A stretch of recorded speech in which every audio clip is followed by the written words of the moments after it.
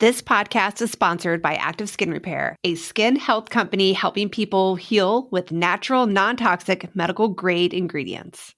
So, Brie, I remember this one time I was in a bike race around Tucson and I wasn't paying attention. We were riding down 4th Avenue and there's railroad tracks, like streetcar tracks. And my bike's tire went and wedged in to the railroad tracks and I totally fell down and just skinned my hands, everything. Ugh. I had nothing with me, nothing at all. And it's that times where you want a first aid product and you have nothing. And Active Skin Repair utilizes a molecule called hypochlorous acid. When applied to the skin, the molecule works by mimicking the natural immune response to cleanse, soothe irritation, reduce inflammation, and support healing. I've used it on my son's mosquito bites, and I wish I would have had it the time I totally scraped up my hands. Oh, I hear you. Whenever I go paddleboarding, kayaking, I'm always trying to find something that is an all-in-one that I can take with me. And Active Skin Repair could be used like that. It can be used to treat cuts, scrapes, burns, sunburns, rashes, and other types of skin damage. It's also safe and non-toxic, which makes it suitable for all skin types, all parts of the body, like eczema and acne-prone skin, all of that. With over 500,000 happy customers, thousands of 5-star reviews, and ingredients so safe and clean they can be used from the youngest member of the family to the oldest, you now have one simple solution for all of your family's skin health needs. Visit www.activeskinrepair.com to learn more about Active Skin Repair and to get 20% off your order. Use code NOGUILT. Okay, I want to be nice, but I am yelling at my kids all the time, right? And in this moment, that is my bottom underlying truth. My behavior is showing me that whatever I'm getting from this yelling is more important. So we meet that with compassion, with a lot of self-compassion, and we start to figure out, why am I yelling? Instead of just saying, okay, I'm going to stop yelling. I'm going to stop. This time I'm really going to stop yelling. We dig in and we find that insight into why am I actually yelling? My behavior is showing me that yelling, whatever I'm getting from that is more important. But when I'm up here in my head and when I'm making my decisions, my real bottom underlying truth is I really want a good relationship with my kids. Welcome to the No Guilt Mom podcast. I am your host, Joanne Crone, joined here by the wonderful Brie Tucker. Why, hello, everybody. How are you? We're going to get into it today in the podcast because there's a lot of things with excuses and things we want, but we don't really know that we want. It's a bit of a complicated topic, but our guest today is Marielle Melling, and it is a good one, Brie. It's amazing. I would like to say that we're taking back the word but in this episode. But. We're taking it back. It's not a bad thing. Taking back the word but. And before we get into it, if we could just ask you, can you share this episode? Just share it with whoever you feel in your life would benefit from it, whether it's your hairstylist, whether it's your next door neighbor, whether it's your sister, whether it's your friend. Just share it all along, because the more people that become no guilt moms, the better. We can truly change the world once we get rid of this mom guilt. Yeah, and if you're listening to this episode live when it drops, consider it a Mother's Day gift to your friends, to the other mothers in your life, because they're going to learn in this episode how to use but for good. You use your butts for good. Here we go. And with that intro, Marielle Melling is the founder of Lovin Life with Littles. She's the author of Peace Amidst the Mayhem and her upcoming new book, The Butt Book, releasing June 3rd, 2024. She helps parents simplify the hard stuff of motherhood so they have more calm, stronger relationships with their kids and more joy. Marielle is the busy mom to 5 kids, ages 5 to 16. Now let's talk about some butts. I hope you enjoyed the show.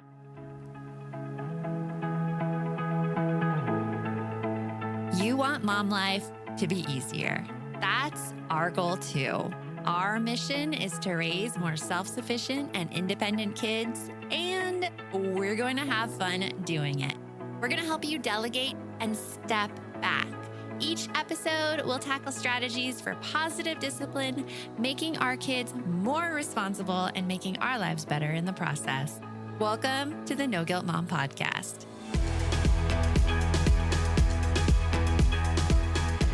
Welcome, Marielle, to the podcast. We're so happy to have you here, especially because you've been involved in so many of our summits.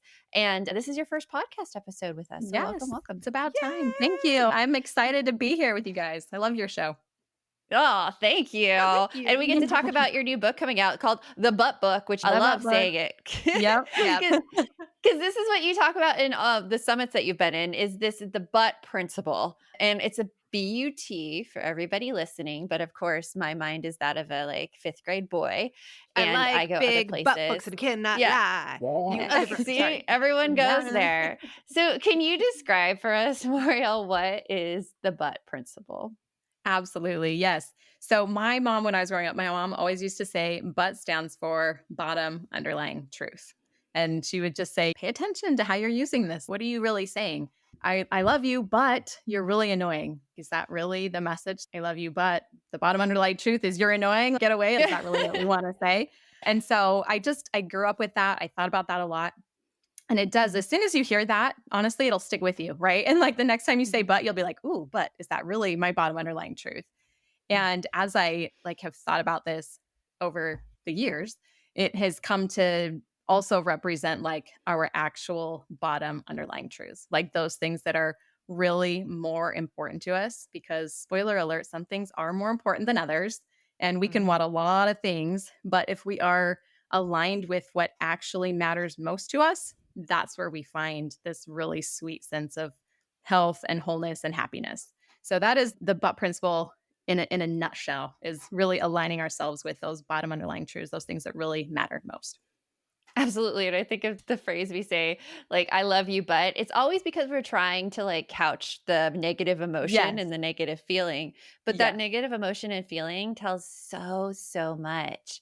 It's pretty comparison wise. Okay, close all your kids' ears. My husband likes to call it giving a shit sandwich, because you you put the good stuff at the beginning, the negative kind of improvement stuff in the middle, and then the good stuff at the end, because that's how we've been told to give feedback. And it's wrong. It is totally wrong, because like you're saying, Marielle, there is this bottom underlying truth that we are not talking about. So how could we use this bottom underlying truth when we know it's there? Yeah. So I think a huge part of it is what you're saying there, understanding that it is representing a real way of thinking, right? That's the way that we're really feeling right now. And we use it first to figure ourselves out, to really get insight into, why am I doing this? Why am I feeling this way? We don't just ignore those things. When we have that feedback, like your husband's saying, we don't just ignore it. We don't just move on. That's not how we go through life and figure things out. Instead, we dig in and we're like, okay, I want to be nice, but I am yelling at my kids all the time. Right. And in this moment, that is my bottom underlying truth. My behavior is showing me that whatever I'm getting from this yelling is more important. So we meet that with compassion, with a lot of self-compassion. And we start to figure out, okay, why am I yelling? Instead of just saying, okay, I'm going to stop yelling. I'm going to stop. This time I'm really going to stop yelling. We dig in and we find that insight into why am I actually yelling? Because my real bottom underlying truth, my behavior is showing me that yelling, whatever I'm getting from that is more important. But when I'm up here in my head and when I'm making my decisions, my real bottom underlying truth is I really want a good relationship with my kids. I want this to feel like a safe place for them. Right. Mhm. So we flip that. We say, I really am frustrated. I keep yelling, but my bottom underlying truth is I want this to be a safe place for my kids. And then we dig in and we do the work of finding insight. How do I actually resolve those triggers? How do I actually move forward? How do I actually align my habits and behaviors, right? We figure out some practical strategies and things like that. But that first part of it, of really finding clarity about what you really want, because that's hard. We can dig into that if you want. And then also that self-honesty of and I'm not doing it. That's the work that nobody can do for you. That's the work nobody can do for you. And if you're willing to do those two things, then the sky's the limit. You can find the support and the help and the insight, and we can have strategies sky's the limit at that point. But that's the work nobody can do for you. It is incredibly hard. I've seen a lot of women go through it in our community.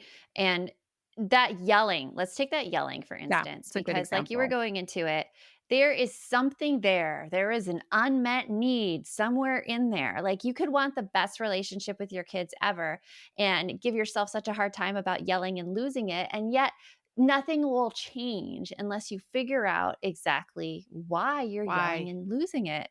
Mhm. Because a lot of us have been taught to push down Right. those emotions. You like just put on this happy face, fake it till you make it, and Mhm, everything mhm. will be okay. Well, When yeah, because I think it comes along with the whole thought process that somehow you're able to not have things get to you. And Mhm. that's not necessarily what it is. It's not about not being able to have things being able to not have things get to you. It's about being able to regulate, right? Like being Yeah. able to work through those things that are triggering you. being able to also confront those things that are triggering you. I can tell you what happens when you try to not let things get to you. I had this huge blow up fight with my sister over a year ago. And it's because I was ignoring all of this behavior from her, and she was ignoring all this behavior from me. And it ended up screaming at each other, cussing each other out, and not talking for 3 months. That's what happens. Yes. So, Yes. Maria, have you had something in your life that really led you to this whole process of figuring out, hey, there is something there that needs to be met?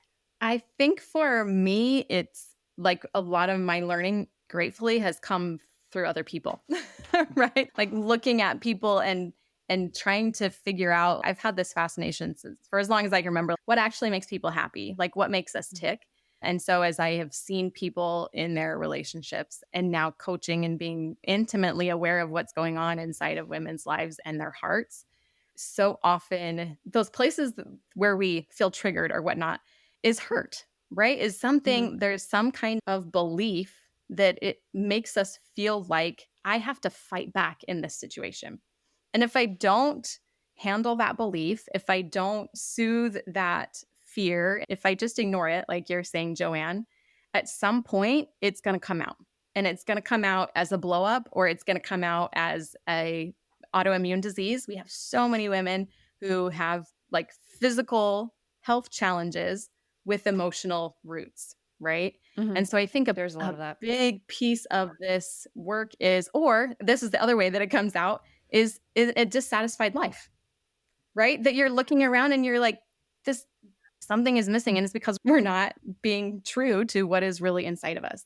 So I think we have this, it's both a cultural thing, unfortunately, right? Where society is telling us, be the good girl, be obedient, comply, follow this Be path, do happy, that be thing, be grateful. happy, be Oh, grateful, right? And I'm the first to tell you, I think we're created for joy. Yes. But the way to be happy isn't to pretend to be happy, right? exactly. Yes, Like, it's that's not the way the to do fake it. gratitude. Yes. Yes. Yeah. And the way to be grateful is not to ignore reality, right? You can be deeply grateful and acknowledge reality, right? So I think we have this cultural thing. And then we also have this very innate human thing. It is easier to get along. Like we Don't want want to to rock the boat. attach, we want to have strong relationships. And we feel like if I, yeah, Joanne, if I don't rock the boat, then I'll be able to get along. Then I'll be able to attach. Then my parents will accept me. Then all these thens. And so I think it's both a cultural thing and an innate human thing that we kind of have to realize, confront, and get over in order to really be honest about what do I actually want? Because then I can start to make it happen. I want to talk about what people may actually want and what kind of truths they may be hiding from themselves right after this. You have probably heard me talk about my dog, Addie, before. And when we first got her, we didn't know that she was a counter surfer. Now, counter surfing animals are the ones who jump on counters, especially kitchen counters, when you're not looking and take stuff off of them. Well, in this instance, Addie had jumped onto the kitchen counter and eaten an entire bottle of my other dog's pain medication. You can imagine the freak out that ensued from me. So imagine this. You're at the vet's office again, knowing that vet care costs continue to rise. You're anxiously waiting to hear how expensive the bill will be. But if you had pet insurance, your pet could be covered for accidents or illnesses. That's why you should check out ASPCA Pet Health Insurance. The ASPCA Pet Health Insurance Program offers customizable accident and illness plans, making it easier for pet parents like you to help your pet get the care that they may need. They allow you to customize the plan, helping ensure that your pet's plan is as unique as they are. The ASPCA Pet Health Insurance Program has been around for over 18 years, and they've helped more than 600,000 pets during that time because vet bills can really add up, especially when you're least expecting it. It's simple. Use their app to submit a claim, and you'll receive reimbursement for eligible vet bills directly into your bank account. To explore coverage, visit aspcapetinsurance.com/no guilt. That's aspcapetinsurance.com/no guilt. Again, that's aspcapetinsurance.com/no guilt. This is a paid advertisement. Insurance is underwritten by either Independence American Insurance Company or United States Fire Insurance Company and produced by PTZ Insurance Agency Limited. The ASPCA is not an insurer and is not engaged in the business of insurance. Shout out to Claritin for supporting this episode and providing us with samples. Hey guys, Bree here, and let me tell you, April is a killer time of the year for me because it is crazy allergy season. I swear, everything that is in bloom looks fantastic and beautiful, but it makes it so I can't breathe. I am literally coughing, sneezing, rubbing my nose. I look like Rudolph half of the spring. It's terrible. But luckily for those of us who live with symptoms of allergies like I do, we live Claritin Clear with Claritin D. Designed for serious allergy sufferers, Claritin D has 2 powerful ingredients in just one pill that relieve your allergy symptoms and decongest your nose so you can finally breathe better. This double action combination of prescription strength allergy medicine is the best decongestant available. It relieves sneezing, a runny nose, itchy, watery eyes, itchy nose and throat, and sinus congestion and pressure with ease. I absolutely love it. It is the only allergy medicine that works for me. So if you're ready to live life as if you don't have allergies, it's time to live Claritin Clear. Fast and powerful relief is just one quick trip away. Find Claritin D at the pharmacy counter. Ask for Claritin D at your local pharmacy counter. You don't even need a prescription. Go to Claritin.com right now for a discount so you can live Claritin Clear. So a lot of the women I see, Marielle, they do have a lot of trouble distinguishing what they want. And I could say, like, for myself too, when I was really trying to figure it out, it was hard because, It is like hard. you said, there's so much messaging from society to tell us what we should have. Like, I remember when my daughter was younger, I'm like, well, I have this great daughter and I get to stay home with my like baby boy. And, I don't have to worry about money because my husband's working. And yet there was like this thing inside of me where I was just so freaking mad, so mad. And looking around me, I was like, well, you should be happy, Joanne. You should totally that be should happy. be. Yep. And yet there's this feeling. And I think so many women have this feeling too. What have you seen? Yeah, absolutely. So I think it's really important, first off, to address that with self-compassion, because often when you're like, I should be happy, that first thing is like, why am I not happy? Good. Something is wrong Yeah. with me, right? Oh, but we know from research, when we do that, when we start shaming ourselves, we just spiral. It is not a good place Yeah. to learn. It is not a good place to grow. It is not a good place to feel happy, right? All those things that we want. So instead, when we first meet ourselves with compassion, we have that realization. We say, hey, it's okay. It's okay to be human. And I love this saying, the happiest humans are happy being human, right? The full spectrum, all of the emotions, all of the things, the messiness. I am here for it. It's okay. So having that, I think, is the first thing. And then I think we learn a lot about ourselves when we understand more about humans. So, for example, we have these innate needs for health and happiness. And I like to list them as nutrition, like what we eat, like to survive, and energy, all those things, right? So nutrition, movement, rest, purpose, progress, play, connection. That's a connection with ourselves, connection with other people, connection with spirituality, a sense of something bigger than us. And then all of that is under safety, survival, both physical and emotional safety and survival. Right. So when we look at our lives, we can often say, okay, what is missing? And sometimes for a lot of us, especially as moms or when we've got these young kids, maybe we're missing a sense of connection. right? Maybe we're lonely in our day to day. Maybe we're missing a sense of purpose because we have this calling in us to do something that influences for good. And some people feel that hugely in raising kids. And I would argue a lot of times we miss the purpose because maybe we're not hearing it enough from culture. But when you're changing a diaper, when you're providing a meal, like just think about how you would feel if you were doing that at an orphanage. This is what I often tell moms, right? If you were doing that same work at an orphanage, you'd be feel really good about yourself. But because it's like expected, it sometimes doesn't feel as fulfilling. So, one, Yeah. recognize the purpose that you actually are already fulfilling. And then two, think about how do I find purpose and meaning in my life? And is there some way else that I can be serving? It's often that piece of like serving is where we find a lot of fulfillment. So that can help. Start with that self compassion. And then maybe what's missing? What else can I bring in or adjust or beliefs, mindsets, as well as practices to better fulfill those needs? Yeah, that's a good point. Like the whole thinking that if you were doing the same action in an orphanage, you would have this sense of purpose. You'd be like, "Oh, I'm helping others. I'm doing all of these things." There are like certain aspects of ourselves that are fulfilled by achievement too. And it's so Yes. interesting the messages like we're getting right now because it used to be like achievement was a good thing and now achievement is like being looked at as this bad thing. I don't know if you see it happening too, but this book I'm reading right now, Worthy by Jamie Kern Lima, she mentions how a lot of us feel that when we get to a certain point in life, when we reach a certain goal, when we like our kids do something well, when our business grows, if we like get married, if we reach like a goal weight, like all those things, we think that we're going to feel happy and purposed and fulfilled when we get there.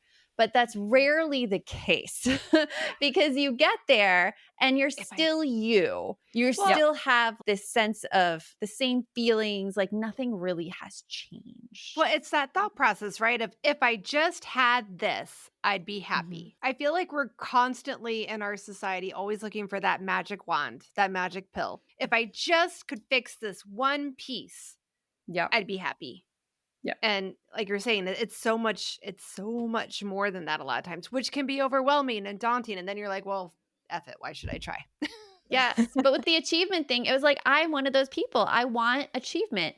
I thrive off of achievement. I thrive actually. I'm realizing now the more I do it, I thrive going after something. I don't so much thrive as getting the something. Do you know? Mhm. Like, Yeah, it's that I always need progress. to, it's, yeah, you're totally right. That is it. It's the progress and it's the growth that comes Yeah.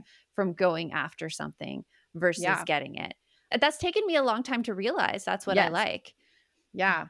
So then I would say, okay, so Joanne, now this is you're coming to know yourself, right? Like I Mhm. thrive on progress.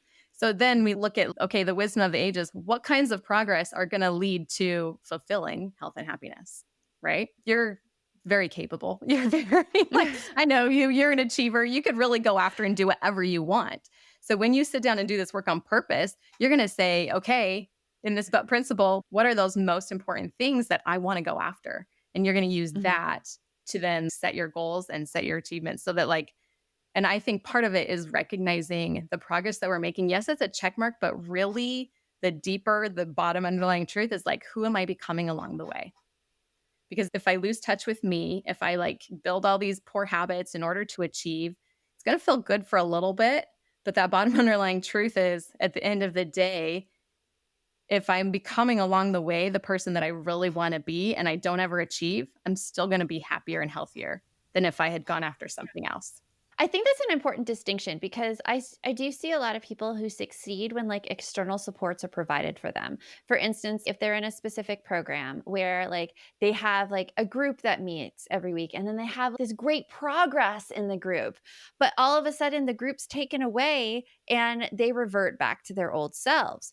They Mhm. are looking to this external means, the group, versus what they did themselves to become a better person. And it's so hard to make that mindset shift that it's not so much what's around you that makes you happy and fulfilled. It's within you that makes you Absolutely. happy and fulfilled. And that's a hard thing to cultivate. It is. It is. So another way that I often see this is women who are looking at like weight loss, for example, right? And there's this nuance, right? If I'm honest, anybody could say, I want to lose weight. I want to be this ideal weight. But if you're really honest, what do you really want?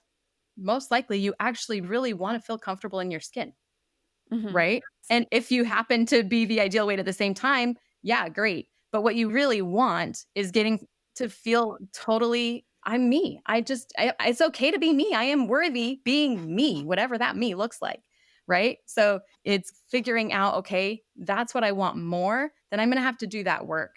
And when you do that work, that bottom work, it's really cool, Yeah. right? Your mindset shifts and all of a sudden you're doing the work because you like yourself, not because it's a punishment. And we already talked about what shame does, right? Like it's not good. So now instead you're eating because it's fulfilling and because you enjoy it. And you have this like more joy along the way. And you're also, side note, going to be in the position to make decisions where you are feeling more whole and healthy and happy. Those decisions are more aligned, more from our prefrontal cortex, right?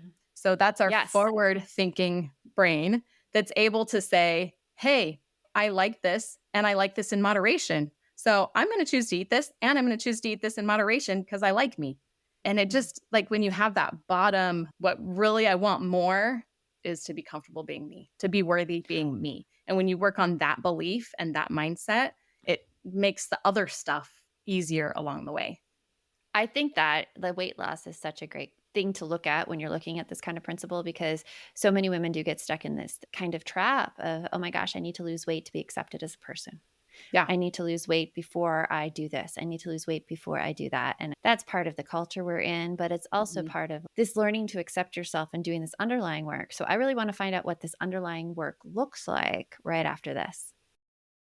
Hey all, it is Joanne And Bree here. and we want to tell you about a podcast that you should check out. It's called Understood Explains. This season of the show is hosted by teacher and special education expert Juliana Urturbe, and it's all about how to navigate individual education plans, also known as IEPs. And in this latest season of Understood Explains, it covers topics like how to tell if your child needs an IEP, and it busts common myths about special education. We actually just listened to the episode, IEPs, Does My Child Need an IEP? And here is what we loved about it. I loved that it was so digestible. Like, it was such a short episode, and all of the topics, which could be really confusing to parents, were easily explained. And I loved how they gave great concrete examples because you know how much I love me a good example. They explained what kind of services and supports you could actually see on a child's IEP or individual education plan. And they explained those acronyms. That nothing drives me more crazy than when there's acronyms and I don't get it. I don't know what it stands for. They took the time to explain everything in so much detail and to cover concerns that a lot of families have about special ed services. To listen to Understood Explains, search for Understood Explains in your podcast app. That's Understood Explains, or just click on the link in our show notes.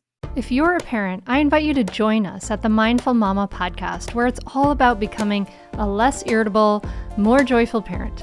With sometimes hilarious and always thought-provoking experts and friends, at Mindful Mama, we know that you cannot give what you do not have. And when you have calm and peace within, then you can give it to your children. I'm Hunter Clark Fields, and I can't wait to see you there. Listen in to the Mindful Mama podcast. Okay, so when you're looking at doing this underlying work, say in terms of weight loss, what would you focus on instead of just saying, I'm going to track all my food, I'm going to see how many calories I get in per day? What's like the more important work to do? Yeah. I think the most important work, and this is like step one in what I call the path of progress, right? The life on purpose pathway. Step one is really to get that clarity, is to say we can want a lot of things when it comes to our weight. If we just use this one specific example, we can want a lot of things. And we almost prioritize those, like, what do I want most?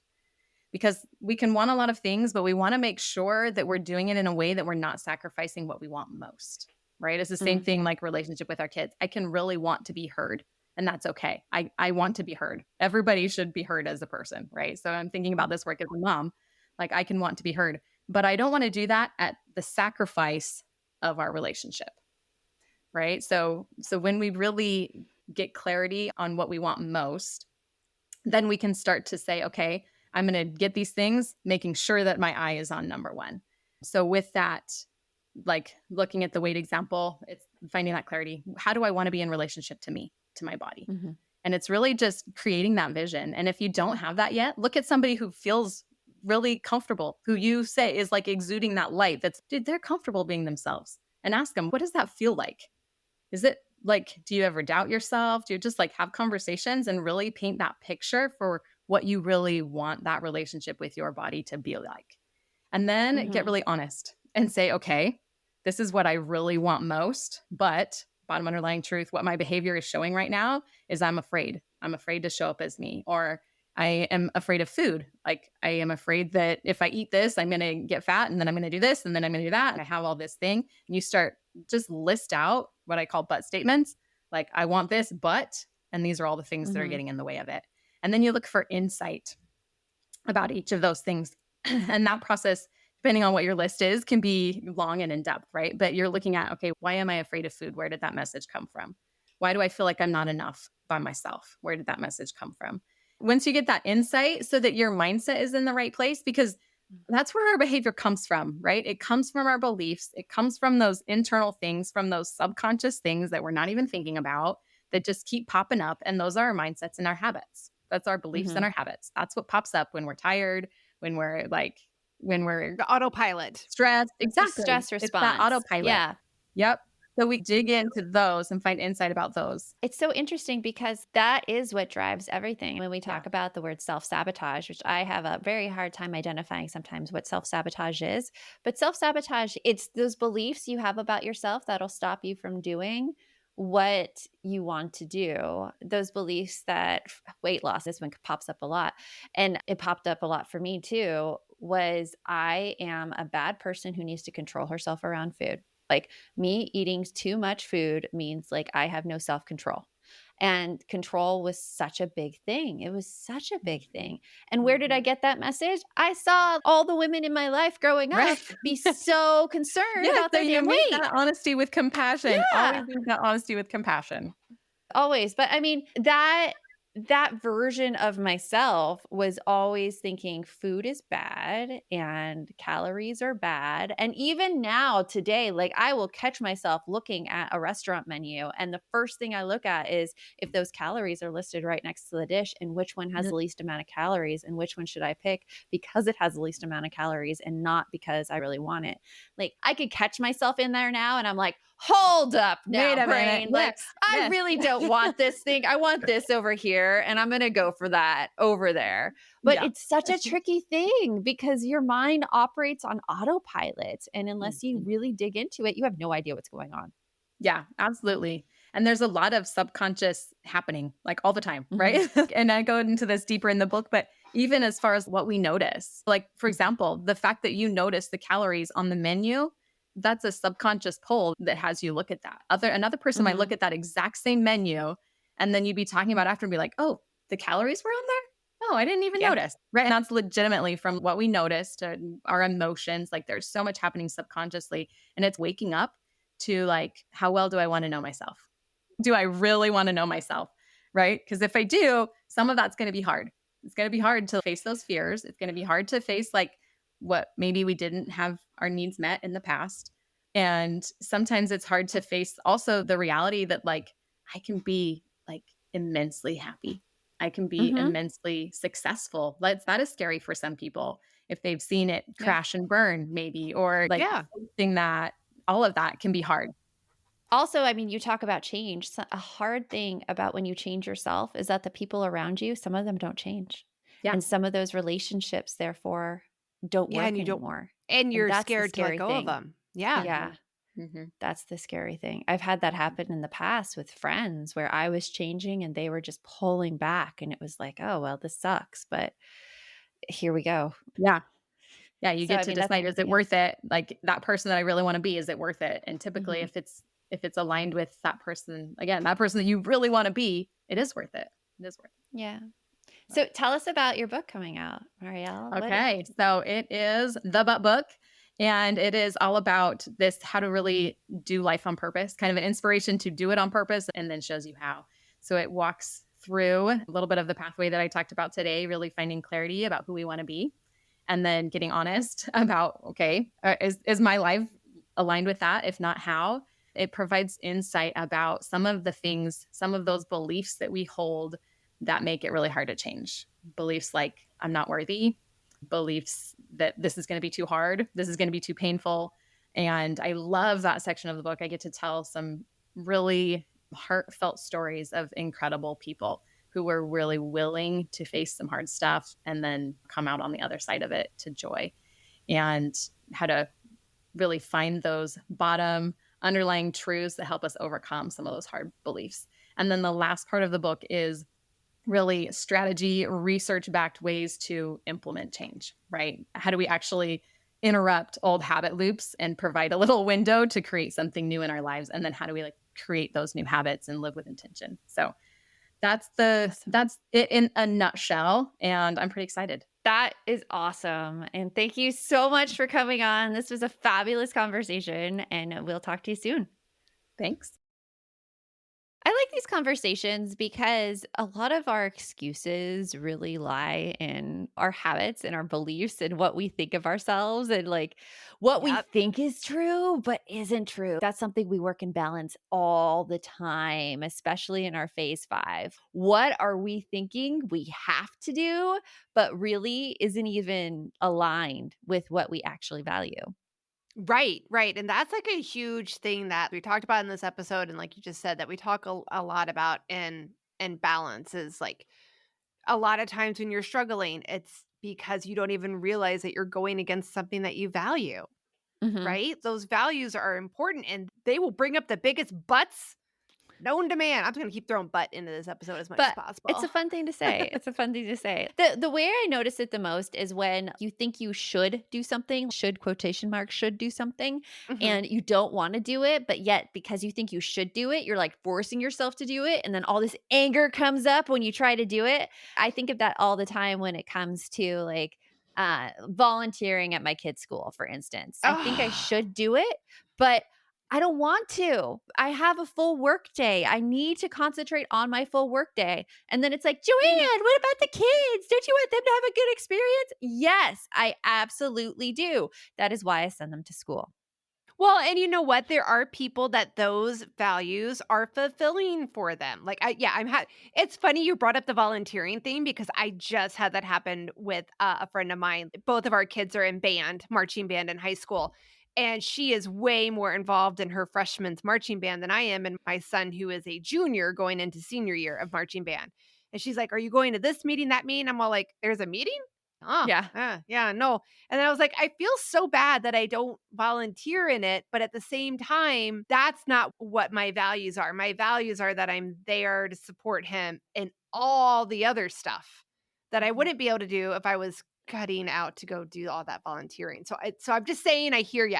I have that struggle in my head all the time of that you're not being a good mom, you're not being Yeah. supportive, you're not doing everything that they're asking. I'm like, The dude, I got to make the volunteering. money to pay the fees if you guys want him to do this.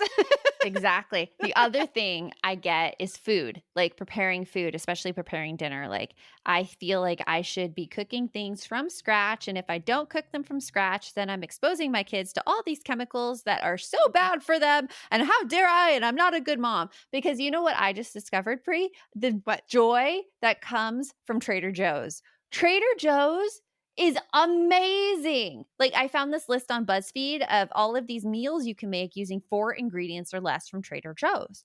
And it's all delicious. And actually, if you look at the back of Trader Joe's, like their ingredients packs, it's all real food on there. It's not like Mhm. all these chemicals and preservatives. So that's going for me there. But somehow I feel guilty. For example, Kung Pao chicken.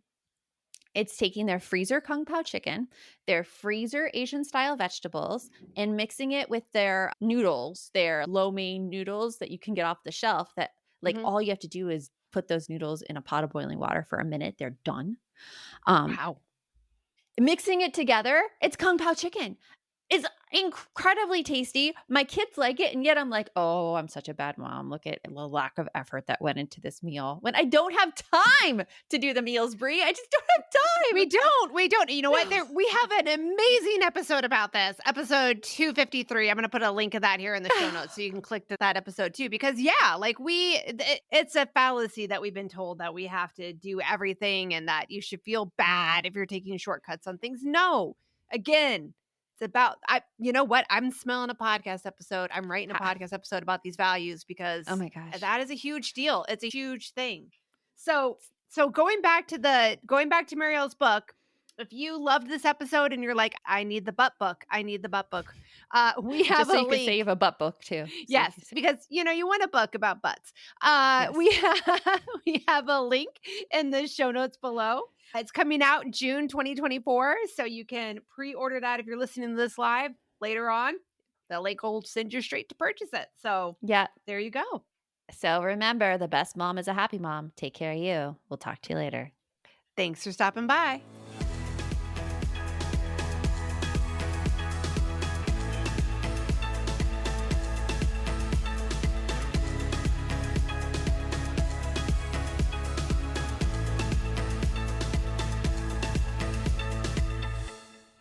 No one told us the truth about parenthood. Why? This is the podcast everyone needed before they had kids because now that those little ones are here, there is a lot to unpack. I'm Rachel Shepardota, and I am your host for the podcast No One Told Us, where we tell the truth about parenting and let you in on all the stuff you really should have known about before having kids. I am the founder of Hey Sleepy Baby, but this podcast is so much more than sleep. We'll be diving into all the topics that you really care about and need to know while you do your best job raising those adorable, tiny humans. Our goal is to just make you feel less alone and less overwhelmed. There are so many things that no one tells us before becoming a parent, and I think that we should really pull back the curtain on becoming a first-time or second-time mom or dad to share the good, the bad, and the ugly. We'll have a little education, a little fun, and a whole lot of heart that goes into each and every episode. So join me and our amazing guests each week to hear us talk about what no one told us.